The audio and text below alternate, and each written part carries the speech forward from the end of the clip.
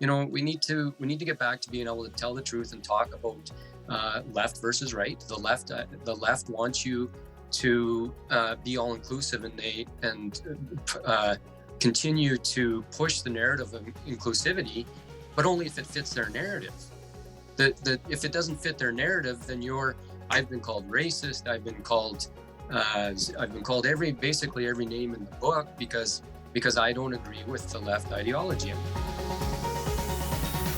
All right, well, I'm on here with Glen Carrit. Glen, thanks for joining the Carla Rand Show today. Really appreciate having you here. Thanks, Carla. I appreciate you having me on. And I know that you're super busy. You have your own business, safety service business.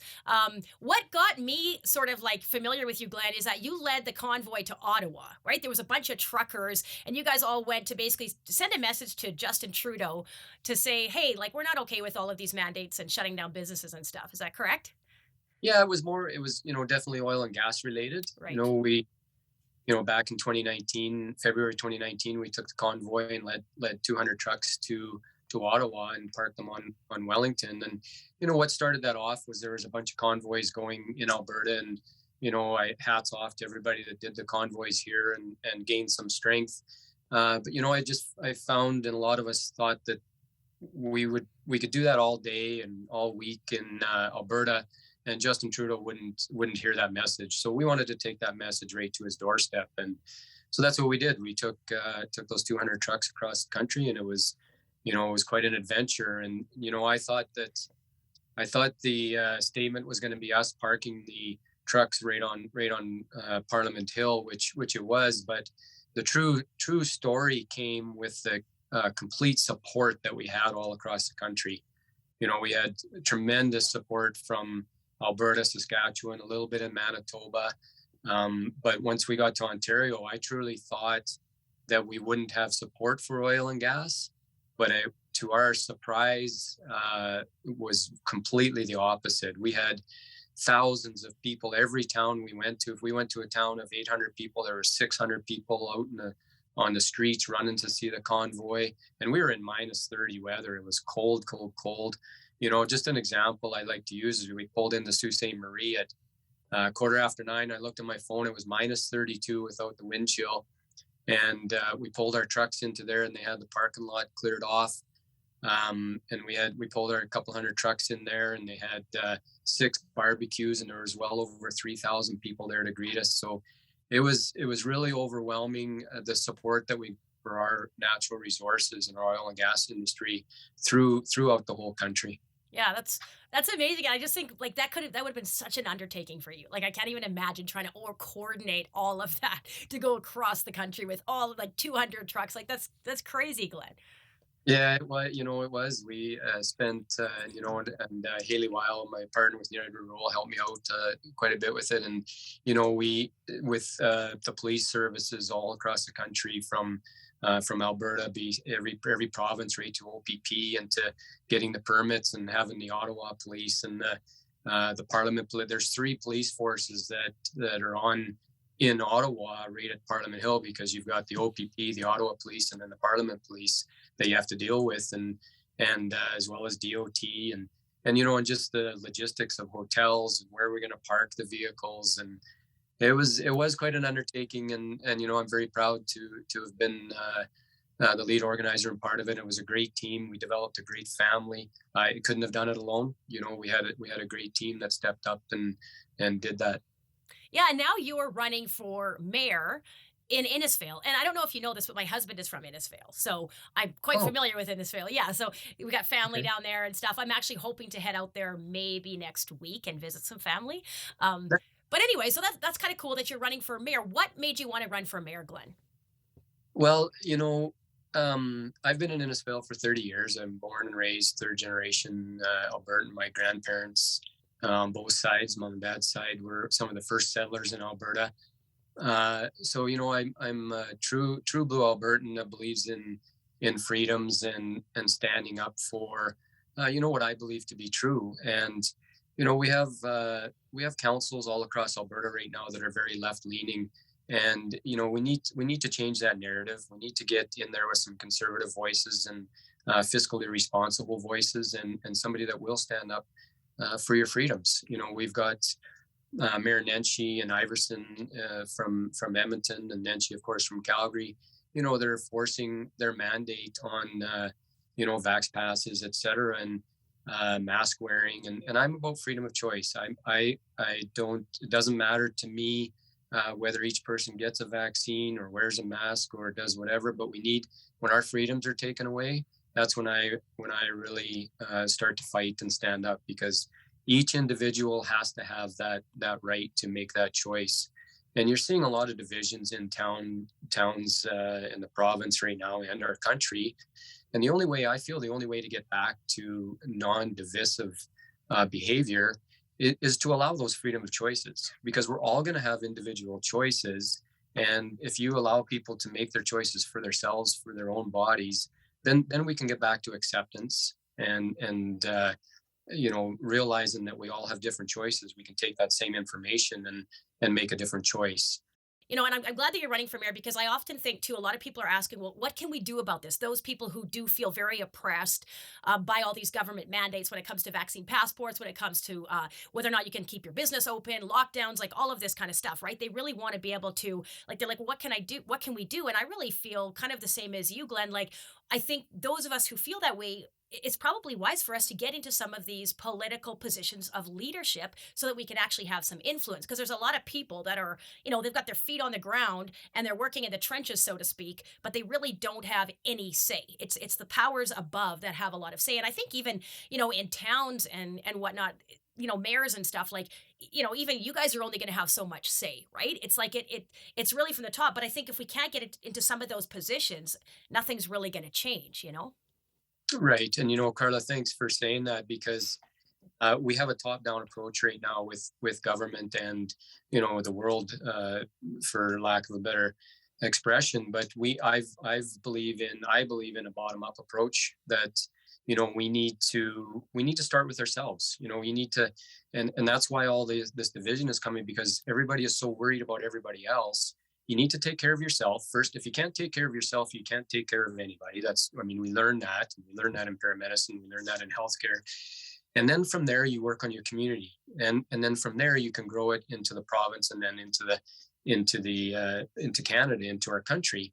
So if we can take care of our own community, and as mayor of Innisfail, I will fight for those freedoms, so we can make a difference. And it's very important for people to realize who they're electing in these municipal elections, because yes, we can stand for freedom, and we can take back our own town.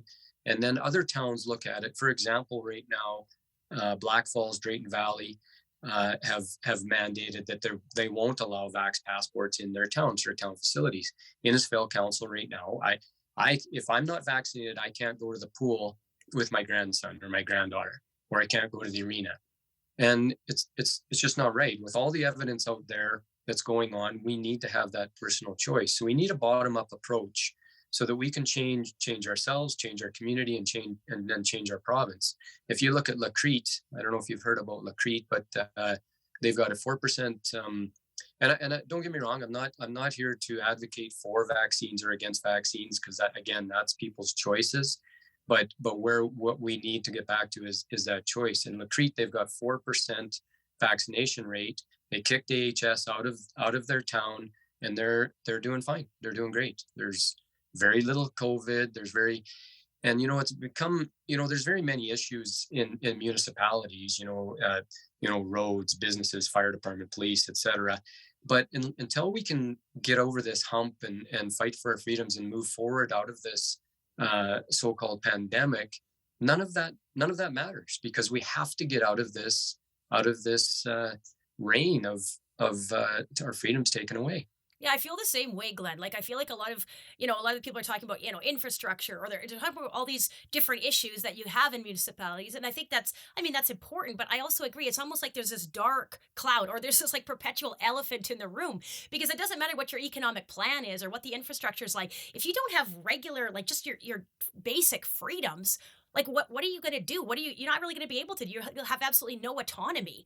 And I do agree too, like, this whole top down approach, that there's, a couple of government leaders that are deciding the fate of every single person in the entire country to me just seems absolutely absurd because we are like this whole country is built on freedoms, right? And choice and diversity, where Canada always talks about how being so diverse, and yet it's like if you have a different opinion or a different perspective, even with different experts in the field, like different doctors and biologists and stuff, they have different perspective about like the vaccine or about proper the way to treat COVID and stuff.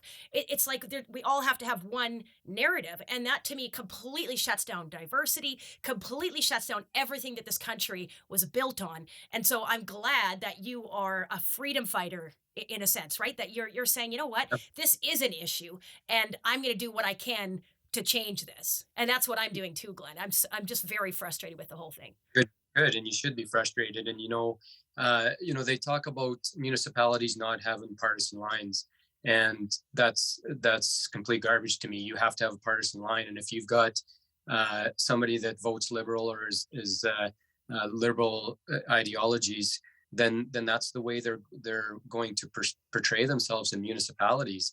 And it's also the way, and we're so, we've always been so scared because we have to be, they're always worried about politically correct and how we say things. And we need to get back to being able to tell the truth and talk about left versus right. The left wants you to be all inclusive, and they continue to push the narrative of inclusivity, but only if it fits their narrative. That if it doesn't fit their narrative, then I've been called racist. I've been called basically every name in the book because I don't agree with the left ideology. I mean, we need to find a center balance. That's been all about that. I mean, we need social programs. We need, fire departments, hospitals, et cetera, are social programs, right?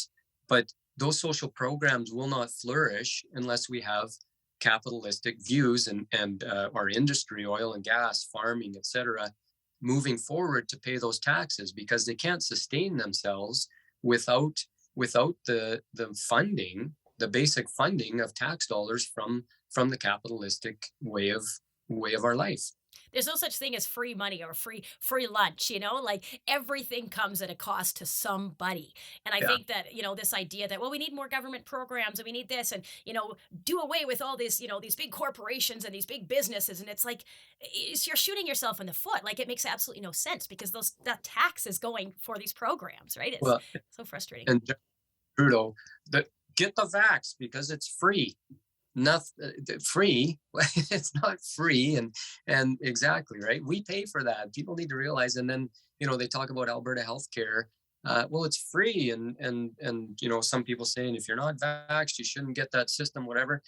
It's not free. That's a $30 billion a year business that comes out of your pocket. So and it's mismanaged. So nothing's free. Exactly. So it's your tax dollars, no matter where they come from, it is out of your pocket. And there's such a colossal waste of that money, complete waste everywhere, from municipality to provincial to federal. It's just go down the line. What have our MPs been doing for the last 2 years? I can venture to say that most MPs haven't even heard of the Conservative MPs in Alberta have been sitting on their duffs for the last year, 2 years, not fighting for our freedoms, not doing anything, but they're still all collecting their $170,000. They haven't been going to Ottawa. You haven't heard from them except for when there was an election. So it's complete waste. I mean, we don't even need to talk about the waste that Trudeau has in the federal government. So it's ridiculous. There is a lot of waste, and I think when you start giving the government power and there's all these unions and there's all these things set up, and then you lose that sort of competitive edge, everything will just kind of fall apart. You need competition. It's healthy. It's going to make everybody better. Yeah, absolutely. Yeah, and again, we need to go back to realizing where those tax dollars come from and who supports those social programs. And for example, getting back a little bit to the oil and gas, we spend, and people don't realize this, we spend $50 million a day on foreign oil per day. 50 million. Like that, it's unbelievable to me how many hospitals how many schools, how many social programs, how much could we flourish if we took that $50 million and put it back into our own country? Mhm. It's phenomenal, right? So, and we've been doing this for years and years and years, buying oil from Saudi Arabia, from Venezuela, and that's just one example of how we're not being self-sufficient, and we could be the biggest exporter in the world and flourish, but we're continuing to struggle. Our debt is going through the roof by the second. So yeah, we need to take a hard look at everything that's going on, and again, start with start with your community and build up from there. And I think one thing that's been awesome about this pandemic is that it has really exposed all of the holes that we have, like in our healthcare system, in our leadership, right? We were starting to really see like it's just becoming so blatantly obvious where the issues are. And I think again, this real top-down approach, there's so many things to talk about. And I mean, there are a lot of things that we are doing well, right? It's not like everything's terrible and, nobody's doing any good. I mean, there is a lot of good in this country. There's a lot of good in this world. It's just that there's so many holes. There's so many problems. And that's why we are where we are right now. Yeah. When it comes to the debt, the huge deficits when it comes to, these government mandates around the vaccine and these vaccine passports. So taking away our autonomy, our freedom, like you could just see this downhill spiral. Yeah, absolutely. Getting back to AHS, I mean, I worked for the city of Red Deer as a fire medic, and I've been out retired from there, early retirement since 2015. And in the time that I was at the city of Red Deer, we were doing hallway medicine, for 10 years, meaning that we would bring ambulances and stretchers into the hallway waiting for beds, not just one, but four or five from different towns, different places all across central Alberta, and that's just Red Deer, for waiting for hours, 4 or 5, 3, 4, 5 hours, all of us waiting for beds, and you would do trade outs with the patients. So doing that hallway medicine has been going on forever. AHS has been in trouble for a very long time. So COVID is not the reason that AHS is in trouble. It's just an excuse for them to bring it out. They've gone from about 1,000 ICU beds dropped down to 300 that are available right now, for various reasons. One, staffing, because they can't staff these ICU beds. If you look at each bed, it needs a staff member, right, or one or two, whatever the staff member is. But they're off sick, they're off on stress leave, they're off because they're going to be fired because they're not getting the vaccine. It's so they've dropped the beds, and then they create this crisis that's unfounded. So, and there's many reasons for it, but COVID is not the only reason. I'm not denying that there's a bad virus out there and that we need to take care of it and we need to do the treatments to do it. But that's not the only problem. There's big problems in AHS, and that problem has been there for many years. Yeah, and I watched the interview that your wife did because your wife is a nurse. That she did about an hour-long interview, and I think I watched most of that, and it was very telling as well. Like she's in this management position. Is it in the ICUs that your And wife? no, in old, she's an ICU trained nurse, and she used Okay, to work. And you gotta, we did get it. She got it changed on Rebel. They did the labeling a little bit wrong, but I okay, mean that's, and Sheila fixed that. But she used to work in the ICU in Red Deer. Went down to Florida for a stint down there for 4 months on a contract basis.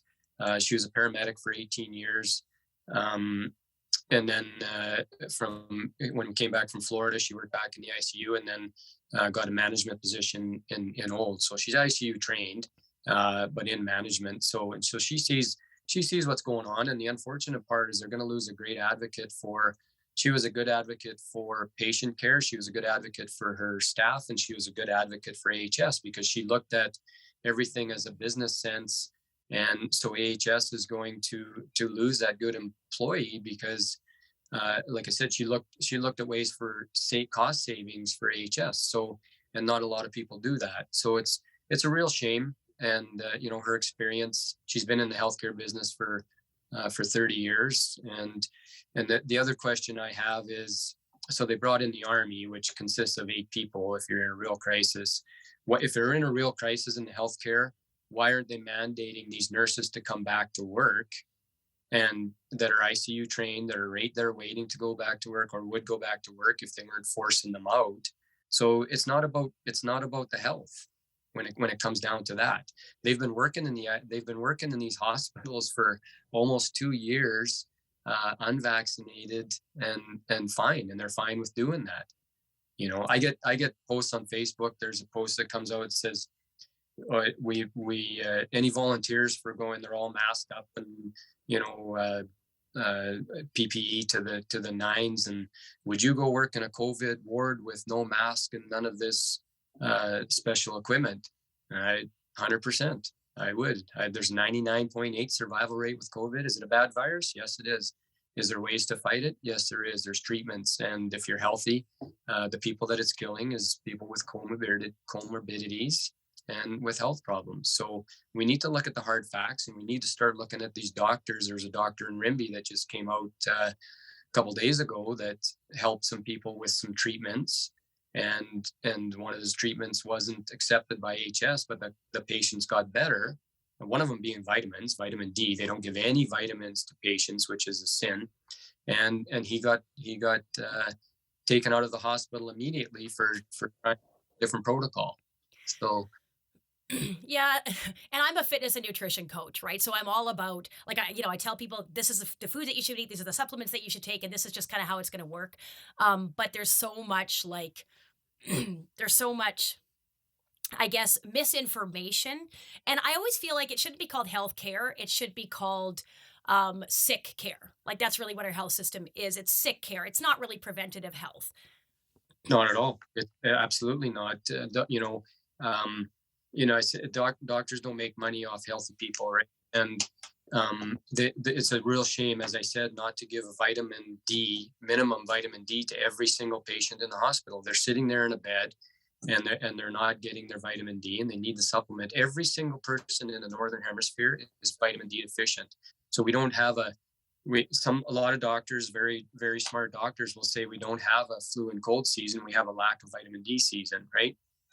And I mean, of course, it's cold and flu, it's just what causes it. So I know a lot of people, I've heard they go into the hospitals with COVID, with the virus, and all they're giving them is a steroid, which is used as an anti-inflammatory, but it actually suppresses the immune system. One of the side effects is that it suppresses the immune system. So what are you doing to treat these people? And then they're so quick to put them on ventilators, or they want, there's no treatment, or they'll send them home until they're blue in the face and then come back. So simple, the vitamin D, the vitamin A, the vitamin C, and the zinc are very important for people to start getting better. I think there's ivermectin, hydroxychloroquine that have been proven to work. I'm not a doctor. I'm not going to to get into that. That's not my business. So, but there's doctors out there that believe that those treatments work and have been proven to work. So Yeah, I think the misinformation is so rampant everywhere that I think it's very difficult to even, make an informed decision about a lot of this kind of stuff. So you have to just do your own digging. But anyways, Glenn, I know you have to run, but I just want to just thank you for standing up. I know that you're doing a lot of things to just really try to, I guess, stand up to these mandates and maintain freedom in our country as much as you possibly can. Any closing words for anybody, Glenn? Anything that we haven't covered yet? I just want to go back onto the freedom. Once your freedoms are taken away, they're very hard to get back. And what we need to stand up, each one of us. No government will save you. No government will be there when you lose your business. No government will take care of you. So you got to stand up for your own freedoms of rights. And let's get back to kindness to people. We all make individual choices, and we need to respect those individual choices for each and every one of us. And if we can get back to accepting of our friends and our family, then the world can get back into a better place. Yeah, thank you. Well said, Glenn. Thanks again so much for your time. I know you're super busy, so I really appreciate this. I appreciate your time. Thanks, Carla. Thank you. Take care. Thank you for tuning into the podcast today. I absolutely love that you joined us. I love being able to record these, and I love our guests. It's been so much fun. So thank you. Please like it, share it, comment, do all of the things that you feel like you want to do if you enjoyed this podcast. I really, really appreciate that. And this podcast has been brought to you by my company, Power Fitness Online. So everything that we do locally with our workouts, with our group nutrition coaching, and with all of the other fun events and stuff that we run, we put all of that online. So now you can access everything, even if you're not locally, don't live in our area. So my coaches and I and all my staff, the whole team, we are putting so much work into these workouts. We're filming 5 fresh workouts every single week so that you never have to do the same workout twice. We're also doing group nutrition and personal nutrition coaching so that you get exactly what you need. And you know what the best part is? It's the community. The absolute best part is just knowing that you have the support, that you have the encouragement, that you have everything you need to succeed. So go to powerfitnessonline.com.